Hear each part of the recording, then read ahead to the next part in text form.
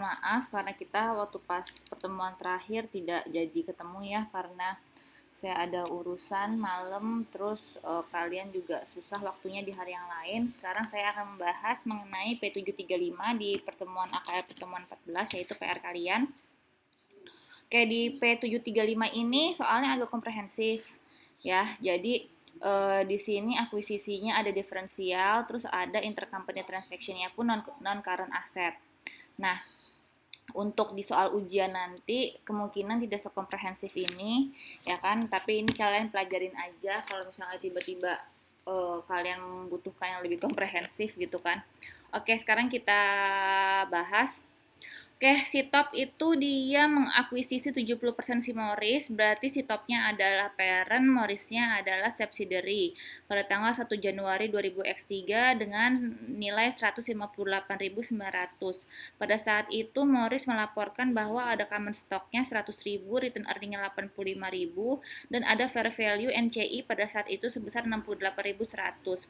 Atas akuisisi ini maka nanti akan muncul diferensial, di mana diferensialnya ada 25.000 untuk building and equipment dan sisanya ke copyright. Untuk building and equipment ya kan remaining life-nya 10 tahun dan copyright-nya itu 5 tahun. Oke, ini kan ya jadi ya KOI-nya cost of investment-nya 158.900.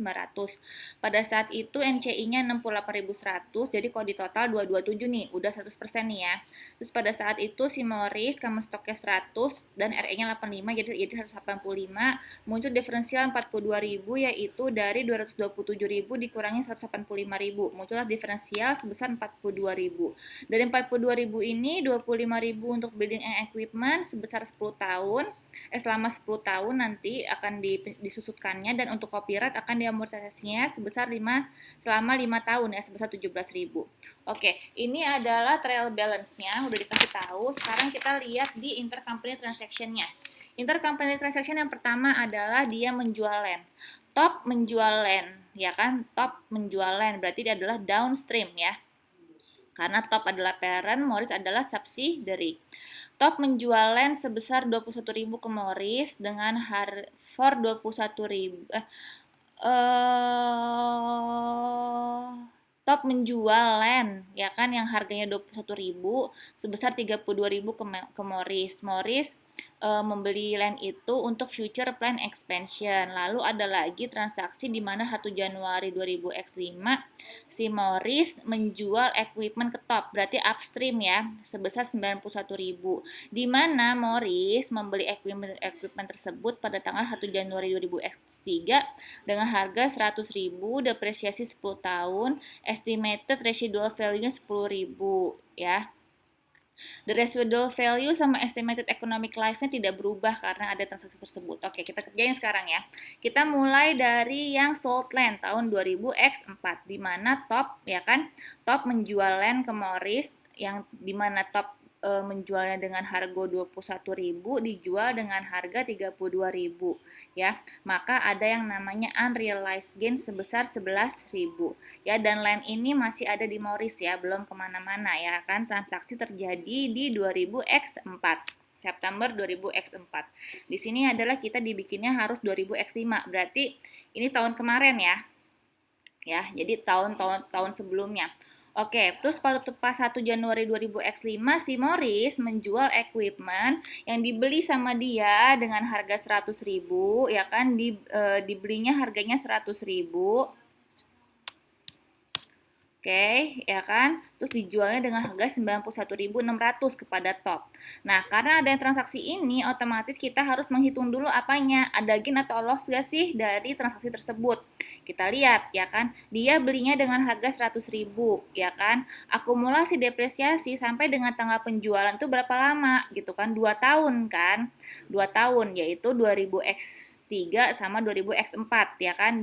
Dijualnya 1 Januari 2000X5, berarti baru 2 tahun. Akumulasinya gimana? 100.000 harga perolehan dikurangi dengan residual value dikurangi 10.000 dibagi 10 tahun masa manfaatnya dikali 2, yaitu 2 tahun, 2000X3 sama 2000X4. Dapatlah book value 82.000. Dijualnya dengan harga 91.600. Maka muncullah gain sebesar 9.600. ya. Jadi muncul adanya gain nih 9.600. Nah, setelah itu ya kan, di sini saya langsung aja nih menghitung kalau misalnya depresiasi sebelum sales berapa, yaitu 10.000 dikurangin 100.000 dikurangin 10.000 dibagi 10 ya, jadi 9.000. Nah, setelah adanya sales, si Morris kan mengakui depresiasinya jadinya berapa?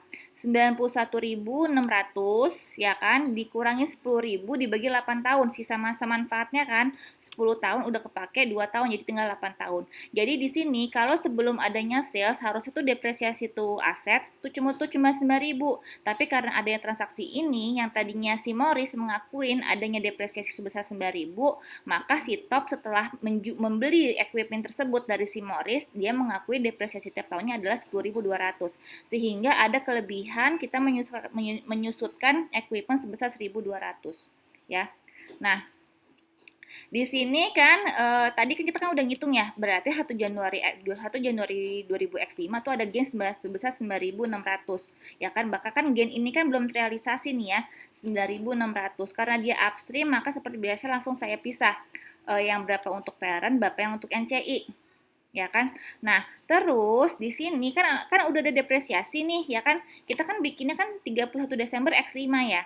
Berarti kan sudah berjalan setahun ya kan. Maka kan di sini kan sudah ada gain yang realize kan sebesar 1.200, yaitu selisih antara depresiasi before sales sama depresiasi after sales ya kan, 1.200. Nah, sudah ada yang realize karena udah jalan setahun 1.200, maka saya bagi lagi nih buat si parent 840, buat si NCI 360. Oke, nah sekarang saya bikin eliminasinya ya untuk yang silen. Nah, untuk eliminasi silen, karena sudah tahun kemarin, maka sebelah debit itu udah bukan gain lagi, tapi sudah investment in Morris pada land. Nilainya adalah sebesar 11.000. Kenapa 11.000? Karena dia downstream. Jadi tidak dibagi antara parent berapa sama antara subsidiary berapa. Oke, terus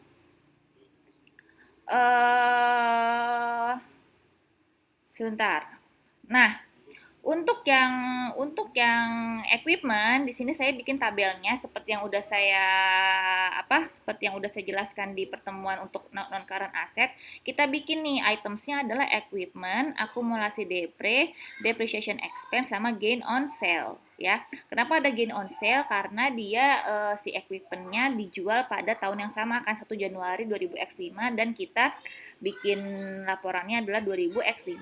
Oke, di sini Morris kan dia kan udah ngejual semua nih ya ke si Top kan. Berarti kan equipment-nya udah 0, akumulasinya udah 0, dan dia juga tahun 2000X5 ini sudah tidak mengakui adanya depresiasi, tapi dia mengakui adanya gain dari si penjualan equipment tersebut sebesar 9.600. Sedangkan si Top dia mengakui adanya equipment sebesar 91.600 ya kan, karena dia kan beli dari si Morris kan sebesar 91.600. Nah, karena dia dibelinya tanggal 1 Januari X5, maka pada tanggal 31 Desember X5 sudah ada depresiasi kan dari si equipment tersebut. Nilainya berapa? Nilainya sebesar 10.200 ya gak? Maka ada akumulasi, kan jurnalnya apa? Depresiasi pada akumulasi. Maka ada akumulasi depres sebesar 10.200 dan depreciation expense sebesar 10.200. Nilainya dari mana? Dari yang di atas ini nih. C26 yaitu 91.600 dikurangin dengan 10.000 dibagi 8. Ya, jadi 10.200. Nah, jadi kan ditotal kan ya. Nih, kalau misalnya dua laporan keuangan ditotal jadinya seperti ini. Tapi seharusnya seperti apa? Seharusnya nilainya nggak seperti ini kan, karena kan intercompany transaction ini kan seharusnya kan tidak boleh terjadi, ya kan, kalau di laporan konsolidasi. Maka nilai konsolnya adalah yang harusnya muncul adalah equipment dengan harga yang semula, yang ketika dibeli Morris harga awal sebesar 100.000. Nah, akumulasi deprenya itu kita pakai yang lama harusnya, gitu kan? Karena kan transaksi ini kan nggak pernah ada, ya kan, nggak boleh diakuin. Jadi nilainya adalah 100.000 dikurangi 10.000 dikali 3, udah 3 tahun kan, X1, X3, X4, X5 ya. Terus dan depreciation expense tiap tahun pun 9.000 ya. Jadi depreciation tiap tahunnya pun 9.000. Maka muncullah ini eliminasinya. Nah, untuk eliminasi ini kalian bisa gabung, bisa dipisah. Kalau mau dipisah begini, berarti gain on sale-nya 8.400 ya kan? yang harusnya nggak boleh kan nih, harusnya 0, maka gain on sale-nya kita nolin, kita debit ya kan 9.600, equipment-nya sebesar 8.400 ya kan, pada akumulasi depre-nya 18.000. Ini saya ngebalancein aja. Nah, di sini yang muncullah ini akumulasi depre pada depre karena kita mau menyesuaikan yang harusnya 9.000, tapi kan kita kan 10.200 nih ya kan depresiasinya, maka jurnalnya adalah akumulasi depre pada depreciation expense. Jadi dibalik jurnalnya karena kita kelebihan, kita lagi depresiasi sebesar 1.200. Nah, ini kalau digabung angkanya kalian cuma tinggal ngelihat dari tabel aja tuh, gain on sale 9.600 ya kan, kita kurangin, equipmentnya juga kita tambahin, kan harusnya 100.000 ya kita tambahin sebesar 8.400, terus akumulasi depre-nya ternyata kurang ya kan, harusnya 27.000 tapi di sini 10.200, 16.800. Terus akumulasi depre-nya kegedean ya kan, harusnya 9.000 tapi di sini 10.200 kalau di total. Ya, jadi deh. Jadi terserah, tapi kalau menurut saya sih lebih gampang digabung. Oke, itu adalah jurnal eliminasi atas intercompany transaction ya. Nah, kalau misalnya tahun berikutnya nih itu bukan gain on sale, misalnya tahun 2000 X6 ya. Nanti di sini udah bukan gain on sale lagi ya, tapi udah investment seperti si land ini ya. Oke, sekarang kita ke eliminasi basic. Nah, di sini kan udah diketahui ya, laba ditahan berapa tuh dari si mana? Dari si trial balance. Saham biasanya udah ketahuan ya kan, net income-nya juga kalian udah bisa nyari ya kan. Di sini kan net income-nya kan nyari sendiri ini 30.000, yaitu seperti biasa dari sales dikurangi dengan beban-beban. Terus dividen kan juga udah ada ya kan di si trial balance-nya nih ya, udah saya masukin kan. Ini ke tabel. Nah, sekarang kita bikin eliminasi basic-nya. Oke, seperti biasa kan ya, saham biasa laba ditahan sebelah debit ya kan, angkanya dari 100.000 dari sini, 100.000 juga dari laba ditahan yang di sini. Nah, untuk pendapatan dari anak nilainya adalah 21.000 dikurangin yang belum unrealized nih ya kan, punyanya si parent ya kan, ditambah sama yang sudah realized sebesar 840. Jadi ingat ya, yang namanya pendapatan dari anak, pendapatan untuk NCI, investasi pada anak, kepentingan pada NCI harus ditambah dengan profit yang sudah jadi kalau laba berarti dikurangin dengan laba yang belum unrealized ditambah dengan profit yang sudah realized. Sedangkan kalau dia rugi, maka dibalik. Ditambah dengan rugi yang unrealized dikurangin dengan rugi yang sudah realized ya. Jadi untuk rugi nanti karena kemungkinan akan muncul adanya rugi nih di UAS, jadi tinggal dibalik aja. Jadi kalau misalnya dia gain di sini, kalau yang unrealized dikurang, kalau yang realized ditambah. Tapi kalau misalnya dia loss ya tinggal dibalik, ya kan? Yang unrealized ditambah, yang realized dikurang. Ya, jadi cuma tinggal dibalik aja. Terus untuk pendapatan in NCI-nya juga tinggal 9.000 dikurangin dengan punyanya NCI yang belum unrealized karena ini gain, dan ditambah dengan gain yang sudah realized. Nah, untuk dividennya 5.000 ya kan, untuk investasinya maka nilainya adalah yang ini 157.500 dikurangin dengan gain yang unrealized ditambah dengan gain yang realized punyanya si parent karena dia upstream. Maka buat NCI-nya berarti dikurangin ya kan, ending yang ini dikurangin dengan gain yang unrealized ditambah dengan gain yang realized punyanya NCI ya. Di sini kenapa saya bagi, karena dia upstream. Maka kalau upstream yang sudah saya jelaskan terus, kalau upstream itu harus dibagi mana punya parent, mana punya si NCI. Sedangkan kalau downstream itu 100% punyanya si parent, nggak usah kalian bagi ya. Oke, ini adalah eliminasi basicnya yang untuk kita menghapus si saham biasa sama return earning. Nah, kalau kalian ingat di sebelum UTS ada lagi si eliminasi basic untuk memunculkan si diferensial. Makanya saya bilang ini soalnya agak komprehensif ya. Oke, di sini kan di awal adalah dia itu mengakuisisinya kapan nih? Tadi 2000 X berapa? 2000x3 ya. Terus dia udah eh kita adalah posisinya 31 Desember 2000x5. Berarti untuk beginningnya di sini kan tadi kan kita kan punya building 25.000 ya kan? 25.000 building, copyrightnya adalah copyrightnya udah 10.200. Kenapa 10.200? Nanti saya ceritain ya. Oke, buildingnya dulu. Buildingnya 25.000. Loh kok di sini udah ada akumulasi depre? Iya, karena kan kita kan mengakuisisinya kan 1 Januari 2000x3. Posisi kita adalah 31 Desember 2000x5. Berarti sudah berjalan 2 tahun, ya kan? 2000x3, 2000x4. Ya kan untuk 2000x5-nya kan di sini nih, ya. Kita akan mengdepresiasinya di sini. Berarti kan udah berjalan 2 tahun. Tiap tahunnya adalah 2.500, ya kan? Dari mana 2.500? Yaitu dari 25.000 ya kan nilai ininya. 25.000 dibagi 10 tahun dikali 2, ya kan? Jadilah 5.000. Ya kan? Nah, begitu juga untuk copyrightnya. Untuk copyrightnya kan dia kan 17.000 ya. 17.000 untuk 5 tahun. 17.000 dibagi 5, ya kan? Ini jangan gini, supaya kalian gak bingung saya giniin deh. 5 tahun, udah kita amortisasi 2 tahun, jadi sisanya adalah 3 tahun. Ya, nanti kan di tahun 2000x5 kan akan kita amortisasi lagi. Nah, pada tahun 2000x5 kan si building ini kan kita susutkan ya. Ya kan sebesar 2.500 ya kan, yaitu 25.000 dibagi 10.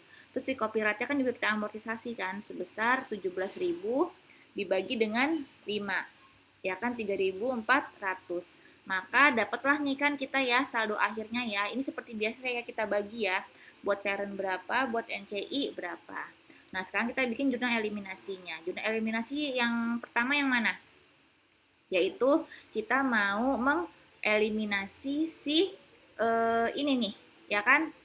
Mau memunculkan depreciation expense sama amortisasi expense 2000x5 ini. Yaitu depreciation expense-nya 2.500, amortization expense-nya 3.400, yang itu terbagi adalah untuk parent sama untuk si NCI. 130 sama 170. Lalu terakhir adalah kita mau memunculkan ending si diferensialnya, ya kan? Copyrightnya sisanya 6.800, buildingnya 25.000, lalu akumulasi deprenya adalah 7.500, sisanya adalah kita bagi antara parent sama NCI, 17.1010 dan 7290. Jadi deh eliminasi basic untuk diferensialnya. Ya, setelah kita melakukan eliminasi baik untuk intercompany transaction dan eliminasi basic, setelah itu kita tinggal masukkan ke dalam kertas kerja. Ya, di sini kertas kerja tinggal dimasukin aja dan kita cek ya kan, labanya udah 0, pendapatan dari anaknya juga udah 0 ya kan. Terus saldo awal juga udah sama dengan saldo awal induk, dividennya juga udah sama. Yang pasti adalah investasinya pun harus 0 ya kan. Agio sahamnya juga udah sesuai dengan nilai induk. Udah ya, dan juga udah balance. Nanti untuk UAS saya tidak akan mengeluarkan kertas kerja ya. Karena menurut saya kertas kerja itu ya cuma tinggal diposting aja selesai gitu loh. Nah, jadi nanti ketika UAS itu saya akan lebih jadi soalnya itu lumayan komprehensif, tapi nggak ada kertas kerja gitu. Jadi antara intercompany transaction inventory sama yang aset itu akan saya gabung ya, dan kalian diminta untuk bikin perhitungannya. Perhitungan yang saya maksud itu adalah kalian bikin tabelnya ya supaya kalian enak. Jadi kalau bisa jangan langsung jurnal, kalian bikin tabel, karena dengan kalian bikin tabel tuh kalian dapat nilai ya kan. Jadi kalian bikin tabel yang sudah saya kasih tahu, kalian bikin tabel yang udah saya minta kalian pelajari nih, tabel yang seperti ini nih ya. Untuk yang untuk yang equipment seperti ini kan macam-macam ya. Untuk equipment seperti ini, nanti kan untuk untuk yang inventory kan beda lagi ya, item di sini ada Ciaga S, ada apa, untuk lain kan beda. Nah, itu yang harus kalian bikin. Setelah saya minta bikin perhitungan tabelnya ini, kalian saya minta untuk bikin jurnal eliminasinya atas ini nih, atas transaksi-transaksi intercompany ini. Terus kalian saya minta untuk bikin jurnal eliminasi basicnya, dan di situ nggak ada diferensial, jadi bener-bener cuma basicnya ini aja ya. jurnal basic yang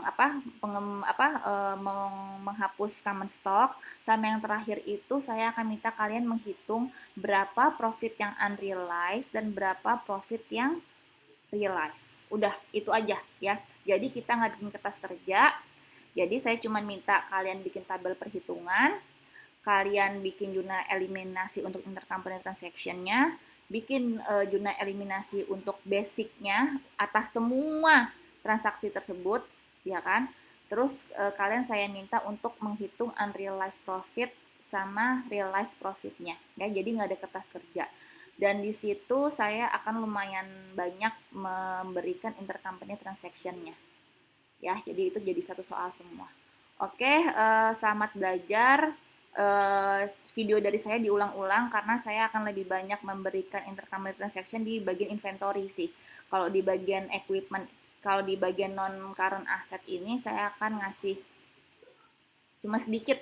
Yang lebih banyak saya akan memberikan intercompany transaction-nya yang persediaan. Oke, selamat belajar. Assalamualaikum warahmatullahi wabarakatuh.